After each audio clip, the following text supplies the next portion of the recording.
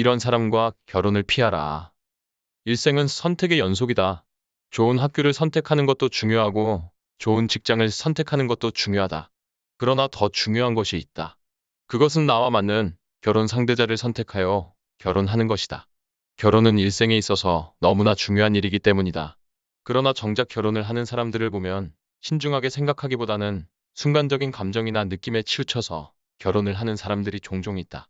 배우자 선택에 있어서 생각해야 할 몇 가지를 생각해 보고자 한다. 경제 개념이 없는 사람을 피하라. 남자와 여자가 만나서 사랑을 하고 사랑의 종착지인 결혼으로 골인을 한다. 많은 사람들은 사랑하면 모든 것이 다 해결될 것이라는 환상을 가지고 있다. 어떻게 해도 두 사람 못 먹고 살겠나? 하는 생각을 가지고 결혼을 한다.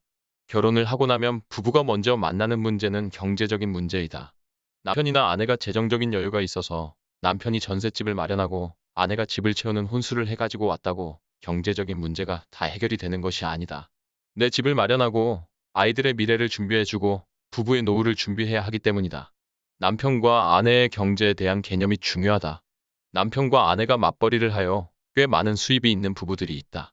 그러나 돈을 제대로 관리하는 것을 배우지 못했으면 경제적인 어려움의 덫에서 벗어나지 못한다.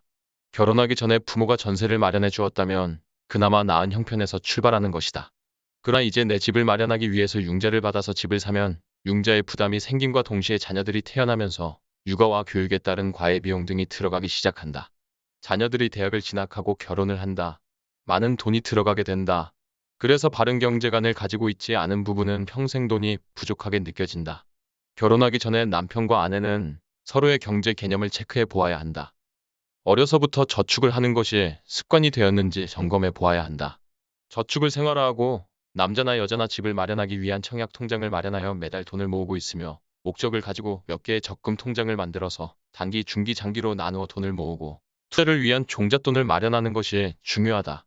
돈을 통장에 얼마나 많이 모으고 있느냐 보다는 이런 경제 개념을 가지고 살아가고 있는가 하는 것이 더 중요하다. 젊은 나이에는 돈이 많이 모여 있지 않을 수도 있다. 그러나 경제 개념이 없이 돈을 쓰고 카드를 써서 매달 카드 값을 내기에 벅찬 생활을 하는 사람은 발전이 없다. 돈이 없으면 카드를 쓸 것이 아니라 최대한 지출을 하지 말아야 한다. 내 결혼하려는 사람이 경제 개념이 있는 사람인지 아닌지 체크해 보아야 한다. 경제 개념이 없는 사람과 결혼하면 평생 고생한다. 경제 개념이 있는 사람과 결혼해야 한다. 자기만 아는 이기적인 사람을 피하라. 사람들 가운데 이기적인 성품을 가진 사람은 모든 것의 중심에 자신이 있다. 어떤 일을 해도 자신에게 유익이 있으면 하고 자신에게 유익이 없으면 안 한다. 이런 것은 연애 시기에는 자세히 살펴보지 않으면 잘 보이지 않는다. 대개 사람이 사랑에 빠지면 이기적인 사람도 순간적으로 헌신적인 사람으로 바뀌기 때문이다. 평소에 하지 않았던 헌신도 아끼지 않고 사랑의 힘으로 해낸다. 그러나 시간이 지나면서 로맨스의 시기가 끝나고 나면 자신의 이기적인 본 모습으로 돌아간다. 아내들은 그런 말을 한다.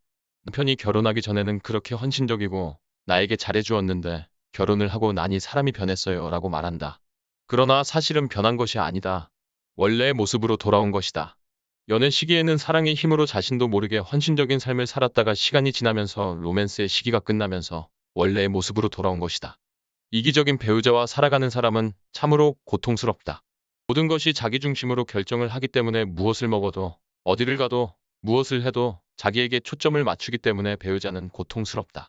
배우자에 대한 배려가 없고 모든 것이 자기 중심으로 결정이 되기 때문에 배우자는 평생 속상함 가운데 살아갈 수밖에 없다. 자기만 알고 이기적인 삶을 사는 사람은 피해야 한다. 자기만 아는 사람이 아니라 상대방을 배려할 줄 아는 사람과 결혼해야 한다. 마음에 쿠션이 없는 사람을 피하라. 차량 좌석에 보면 쿠션이 있다. 거실의 소파에도 쿠션이 있다. 우리가 매일 앉는 의자에도 쿠션이 있다. 쿠션은 딱딱한 곳에 편하게 앉을 수 있도록 해준다. 2년 전에 미국 뉴욕에서 인천까지 비행기를 타고 오는데 비행기의 좌석에 쿠션에 문제가 있었다. 몇 시간은 괜찮았는데 10시간이 넘도록 쿠션에 문제가 있는 자리에 앉아서 오다가 보니 나중에는 엉덩이가 저리고 아파왔다. 비행기를 내리고 나서도 며칠 동안이나 엉덩이가 저리고 아파서 고생을 한 적이 있다. 쿠션의 중요성을 그때 절실하게 느꼈다. 인생에도 쿠션이 필요하다. 이러한 인생의 쿠션은 여유가 있는 마음이다. 남편과 아내가 여유가 있는 마음을 가지고 살아야 한다. 남편에게 마음의 쿠션이 있으면 아내가 속상한 일이 있어서 남편에게 날카로운 말을 해도 남편이 아내를 부드럽게 품어줄 수 있게 되어 큰 문제가 되지 않는다. 아내의 마음에 쿠션이 있을 때, 남편이 아내에게 속상한 말을 할 때, 아내가 남편을 이해하고 품어줄 수 있게 되어 문제가 되지 않는다. 마음에 쿠션이 있는 사람은 배우자를 향한 배려가 있다. 어느 부부든지 갈등이 없을 수는 없다. 부부는 다른 성장의 배경과 문화를 가진 두 사람이 만나서 결혼을 하는 것이기 때문에 당연히 갈등이 있을 수 있다. 그러나 갈등이 생겼을 때 어떻게 반응을 하는가가 중요하다.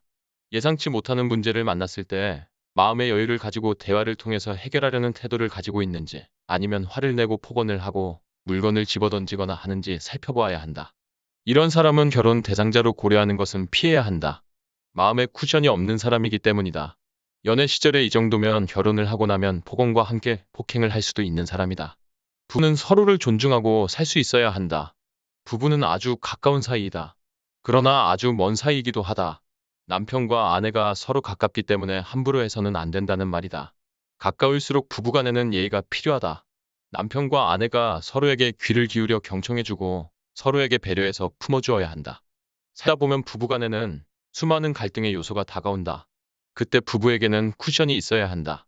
마음속에 여유가 있는 배우자가 서로를 행복하게 해준다. 결혼은 혼자서 노력하여 되는 것이 아니다. 부부가 같이 노력하고 행복의 탑을 쌓아가야 하는 것이다. 시간 관리를 못하는 사람을 피하라. 시간 약속에 늘 늦는 사람이 있다. 항상 이야기를 들어보면 이유가 있다. 버스가 고장이 나서 늦었다.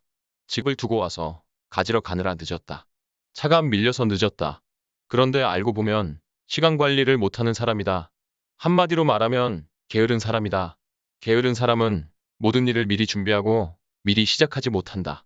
대학교를 다닐 때 교수님들이 리포트 과제를 학기 초에 내주면 꼭 그 리포트를 제출하기 하루나 바로 전날 시작하는 사람들이 있다.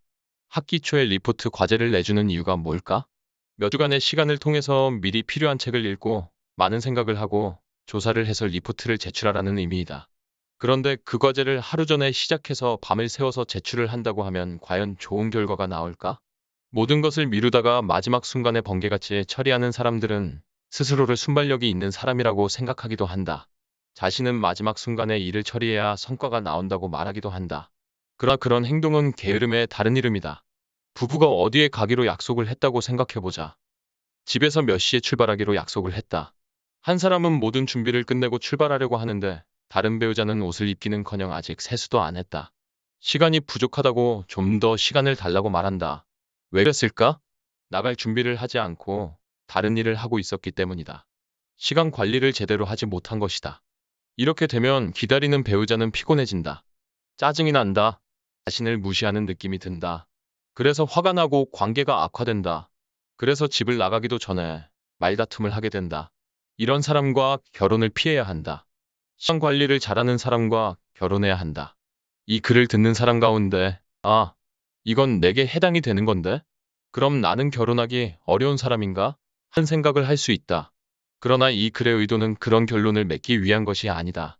위에서 언급한 것 중에 자신에게 해당이 되는 부분이 있다면 이제는 그런 태도를 바꾸어야 할 때가 온 것을 알아야 한다. 누구든지 계속해서 이런 태도를 가지고 있고 이런 태도를 가지고 결혼을 하게 되면 결국은 자신도 괴롭고 배우자도 괴롭게 되기 때문이다. 자신의 약점을 살펴보고 교정해야 할 부분을 하나씩 고쳐가면 좋겠다. 경청해 주셔서 감사합니다. 주변에 결혼을 앞둔 사람들에게 이 글을 보내주시면 감사하겠습니다.